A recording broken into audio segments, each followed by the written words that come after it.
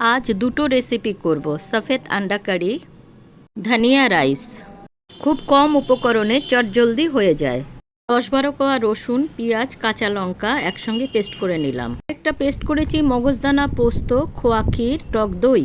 আগে মগজদানা আর পোস্তটা পেস্ট করেছি, তারপরে এর মধ্যে খোয়া ক্ষীর আর টক দইটা দিয়েছি। একটা স্মুথ পেস্ট তৈরি করে নিতে হবে। কড়াইতে পেঁয়াজের পেস্টটা দিয়ে দিলাম। পেঁয়াজটা কিছুটা নাড়াচাড়া করে দিয়ে দেবো আলুগুলোকে আমি আগের থেকে নুন দিয়ে সিদ্ধ করে নিয়েছিলাম। দিলাম পরিমাণ মতো নুন আর চিনি। এই রান্নাটা একটু মিষ্টি খেতেই ভালো লাগে, এটা ঝাল একদমই ভালো লাগে না।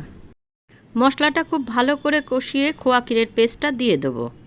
আলুর সঙ্গে পেস্টটা খুব ভালো করে মেশানো হয়ে গেলে এবারে সিদ্ধ ডিমগুলো এর মধ্যে দিয়ে দেবো। এখানে আলু ডিম কিছুই আমি ভাজিনি, সবই সিদ্ধ করা। যারা বিনা তেলে রান্না করতে চান এটাকে সেভাবেও করতে পারেন। মশলা ধোয়ার জলটা পুরো দিয়ে দিলাম। ব্যাস, আর কোনো মশলা এর মধ্যে যাবে না। এবার এটাকে একটু স্লো ফায়ার করে 10 মিনিট ঢেকে দিলেই রেডি হয়ে যাবে। খুব ইজি, হেলদি এবং টেস্টিও। এবারে একটা রাইস বানিয়ে নেব। ফোড়নে দিলাম 1 চামচ গোটা জিরে।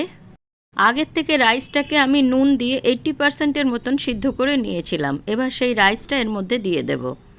1 বাটি ধনে পাতা দিলাম, যেহেতু এটা ধনিয়া রাইস তাই ধনে পাতাটাই বেশি লাগবে।